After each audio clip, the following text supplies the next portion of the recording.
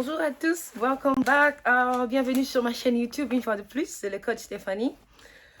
Aujourd'hui j'ai eu le temps de me maquiller un peu, ça prend du temps. En tout cas aujourd'hui, je pense que je me suis bien réveillée. I slept on the good side of the bed. I decided to put some makeup on. But anyway, ça fait longtemps, je suis de retour. Il y a beaucoup de choses, Je suis en train de préparer les syllabus. Vous vous souvenez, je vous ai dit qu'au mois de mars, nous allons commencer les cours Zoom. Alors, bientôt, j'aurai un numéro de téléphone. Déjà avant la fin de cette semaine, je vais vous donner tous les contacts de WhatsApp, de méthodes de paiement pour les classes de Zoom qui vont commencer très bientôt. Alors, les classes Zoom, c'est pour avoir l'interaction avec le teacher, poser des questions, des devoirs et tout. Alors, c'est pour cela que j'ai décidé de faire cette classe Zoom. Je n'avais même pas cette idée en tête. Je voulais juste enseigner sur YouTube, mais tellement que vous m'avez demandé de le faire, alors j'étais obligée de chercher le moyen par lequel je peux le faire avec vous. Les classes auront lieu sur Zoom. Ça sera les matins, ici aux États-Unis. Mais en Afrique, je pense que ça sera... On a l'écart de 6 heures du temps. Alors, si les cours commencent ici à 10 heures, à Kinshasa ou en Afrique, ça sera vers 16h, 17h. Alors, c'est le seul moment où je suis libre parce que je travaille, je suis étudiant, je suis femme mariée. J'ai beaucoup de choses sur table. Alors, je sais toujours de créer aussi le temps pour vous aider. Alors, je vais vous donner tous les programmes. Dès que j'ai mon numéro de téléphone, je vais le partager avec vous. C'est un numéro business, strictement pour business. Alors, en tout cas, soyons respectueux quand je partage mon numéro de téléphone. Alors, aujourd'hui, nous allons parler sur... les mots interrogatifs, interrogative words, quand il s'agit de poser des questions, quand tu vas dans un restaurant, dans un mall, dans un shop, à l'hôpital, où tu veux poser quelques questions. Je vais vous donner quelques mots que vous pouvez utiliser en français, en anglais, pour poser des questions. Donc, laksabi na mpe na lingala na ibite so na lingala ezali mais na ko meka ko traduire en mpe na lingala pour boye bandingi ezali. Alors ba classe ko banda mois prochain na ko zadia na numéro pe na okabola na bino boye bandingi nyako contacter ngai. Alors sans plus tarder, allons-y. Nous allons commencer avec le mot interrogatif. En tout cas, pardonnez mon tableau, c'est tellement petit que je dois acheter un autre tableau. Mais je ne peux pas acheter notre tableau avec mon propre argent encore parce que vous ne m'avez pas encore payé. Alors, nous allons commencer avec notre leçon de mots interrogatifs. Interrogative words. Mots interrogatifs. Interrogative words. Ils ont mot ya ba question. Si vous avez une question, ils ont mot au ndé au salé là. Alors, excusez-moi pour mon tableau, c'est vraiment petit. Je dois acheter un grand tableau, mais je ne peux pas acheter maintenant parce que ça coûte beaucoup d'argent.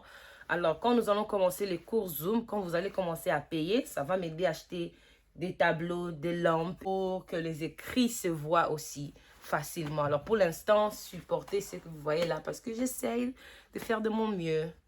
Déjà, ça m'a coûté d'acheter ces tableaux, les lumières et tout. Alors, j'aimerais bien investir sur ça, mais je veux aussi quand même gagner quelque chose. Come on. Premier mot interrogatif, c'est how. How veut dire comment. How, c'est comment. Alors, quand tu veux poser une question, par exemple, how else. How else veut dire comment d'autre. Else, c'est d'autre. Comment d'autre. How else do you want me to do it? Le mettre dans une phrase, comment d'autre. Et quand on dit how much, il y a une différence entre how much et how many. Ça a la même signification, tous les deux veulent dire combien, mais how many, c'est le nombre, how much, c'est la quantité. On n'utilise pas dans le même contexte. Ça doit être utilisé dans des contextes différents. Et ça représente de grandes sommes ou bien des grands montants. Par exemple, tu ne peux pas dire how many money do you have? D'abord, ça dépend du montant. Quand tu parles du montant, c'est quelque chose peut-être que tu ne peux pas compter. Tu peux demander how much money do you have? Mais quand il s'agit de notes d'argent, how many $10 notes do you have? Mais quand il s'agit de montants uncountable, un montant que tu ne peux pas compter, tu parles de how much. How much, c'est combien? How much is it? C'est combien? How much, c'est combien? Quand tu parles de how many, c'est aussi combien. Mais ça, tu parles de nombre. Ça, tu parles de la quantité. Oui, avec le how many, tu peux compter. Avec le how much, tu peux ne pas compter. Ça dépend. Quand je dis how much money do you have, tu peux me dire le montant. Mais quand je dis How much do you love me? Est-ce que tu peux me dire combien tu m'aimes? Tu ne peux pas me dire combien tu m'aimes. C'est how much. Là, tu utilises how much. Tu ne peux pas dire how many do you love me. Ça n'a pas de sens. Alors, il faut juste savoir dans quel contexte utiliser how much et how many. Quand il s'agit de choses que tu ne peux pas voir, tu ne peux pas compter, tu dis how much. Quand il s'agit des choses que tu peux compter, toucher, tu dis how many. How many books do you have? I have 5 books. Tu ne peux pas dire how much books do you have? Non, ça n'a pas de sens. C'est un peu ça. Et puis, on a aussi so much. So much veut dire tellement. I love you so much. Je t'aime tellement. Ou I love you so much. Je t'aime tant. Ou je t'aime autant que tu m'aimes. On a aussi as much. As much veut dire autant. Much veut dire autant. Je t'aime aussi. Je t'aime autant que tu m'aimes. I love you as much as you love me. I love you as much as you love me. Je t'aime autant que tu m'aimes. C'est ça. Alors, troisièmement, nous avons how old. How old, c'est quel âge. How old are you? Tu veux poser à quelqu'un, how old are you? Tu as quel âge? Quel âge as-tu? Tu demandes, how old are you? How old? How long? Je veux sortir. Maman, I'm going out. How long are you going for? Tu poses à la personne la question. Tu pars pour combien de temps? C'est how long.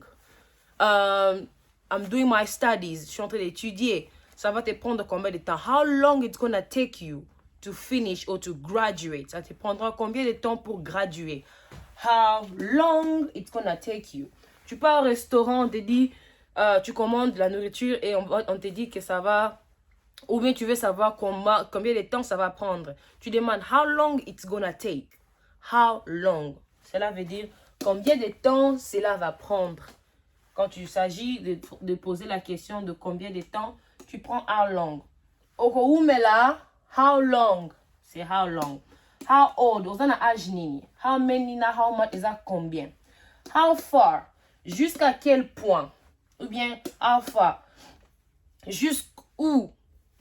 Je n'ai pas juste d'espace pour écrire tout ça, mais how far, c'est jusqu'à quel point? Ou bien how far, tu peux dire jusqu'où?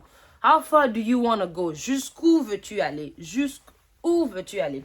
How far, jusqu'à quel point? Tu peux dire how far are you taking this? Jusqu'à quel point tu amènes ce sujet? How far are you taking this subject? Jusqu'à quel point tu amènes ce sujet? Tiwapi. Donc, tiwapi. On a how far.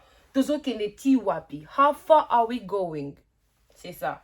Jusqu'où allons-nous? How far are we going? So far, on a how far et so far. So far, c'est jusqu'à présent. So far, c'est aussi jusqu'ici. So far, I only have $5. Jusqu'ici ou jusqu'à présent, je n'ai que $5. So far, c'est jusqu'à présent ou jusqu'ici. Pardonnez mon tableau, je n'ai pas assez d'espace. Alors, how far, c'est jusqu'à quel point ou jusqu'où. Et so far, c'est jusqu'à présent ou jusqu'ici. How come?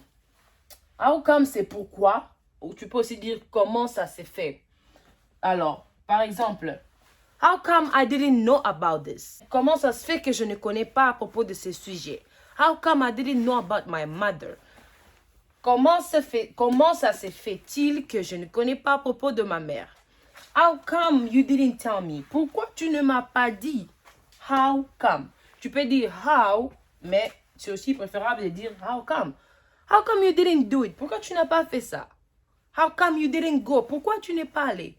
Et puis tu peux dire comment ça s'est fait-il. Ça dépend du contexte toujours, souvenez-vous. How about, il y a 3 significations. Que diriez-vous? Et pour eux. How about you? Et toi?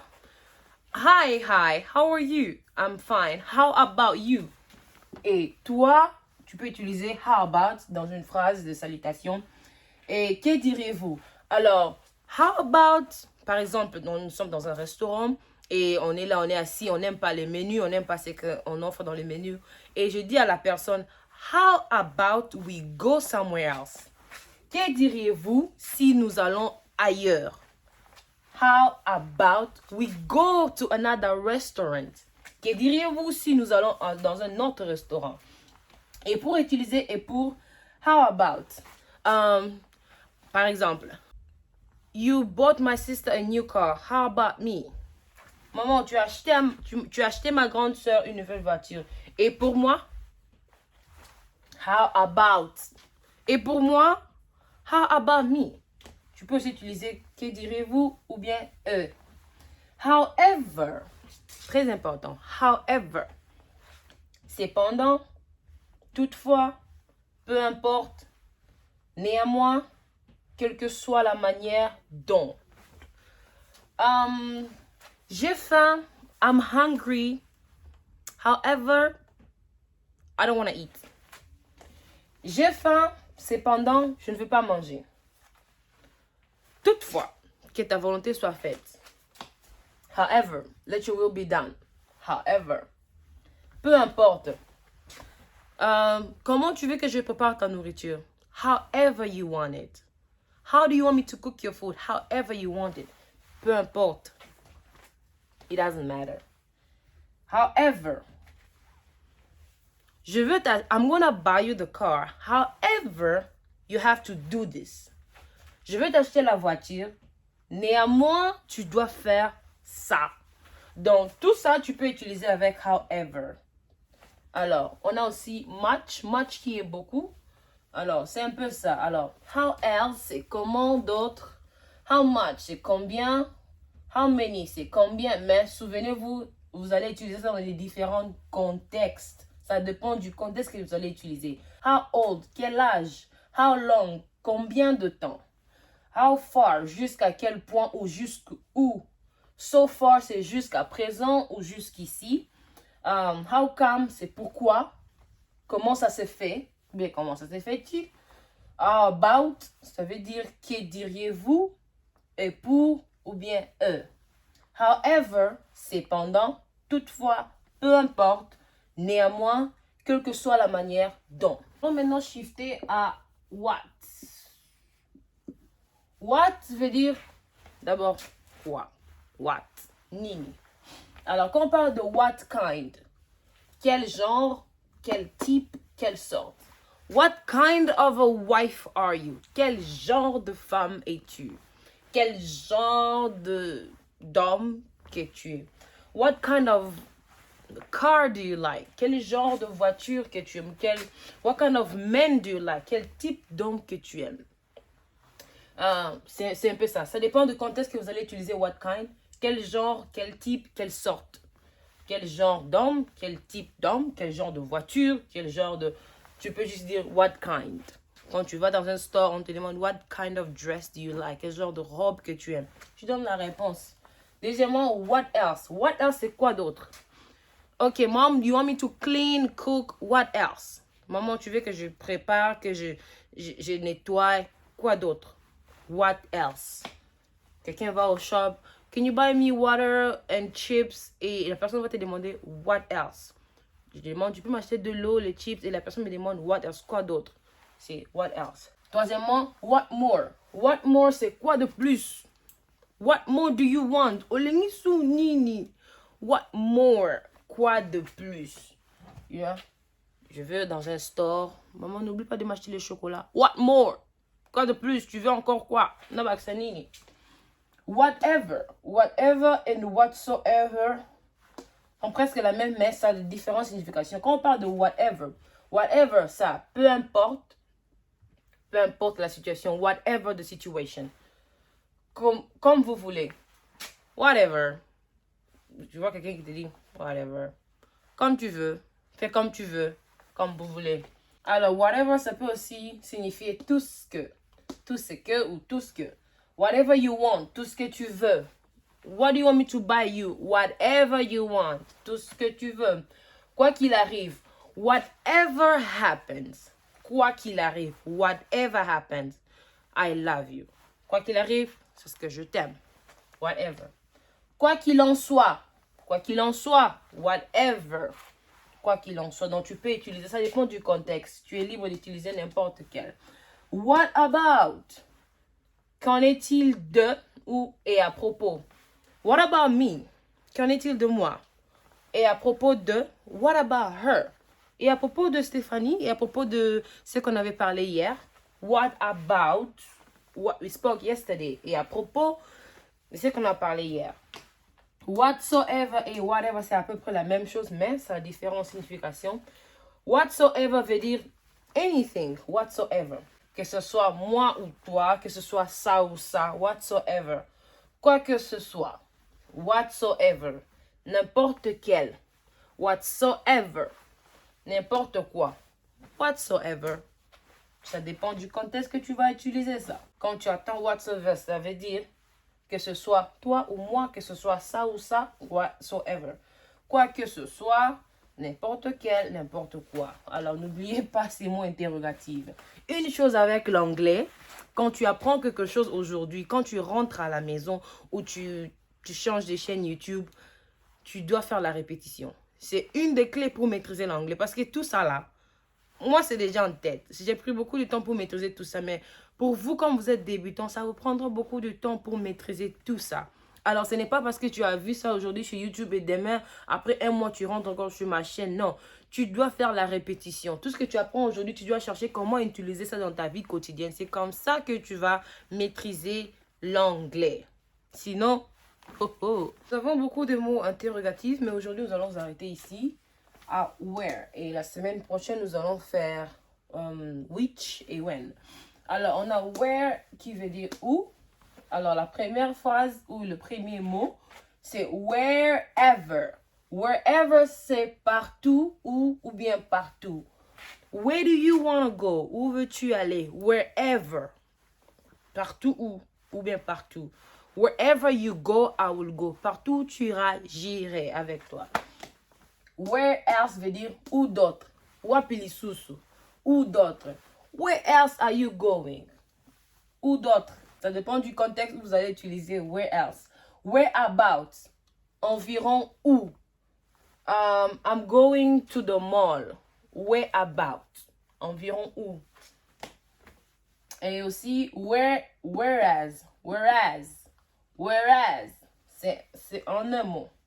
Whereas veut dire tandis que, alors que ou bien que. Je marchais. I was walking whereas she was running. Je marchais tandis qu'elle courait. I was walking whereas she was running. Je parlais alors que elle m'a interrompu. I was talking whereas she interrupted me. Alors que elle m'a interrompu. Weather. Il y a une différence entre weather et le weather du climat. Hein.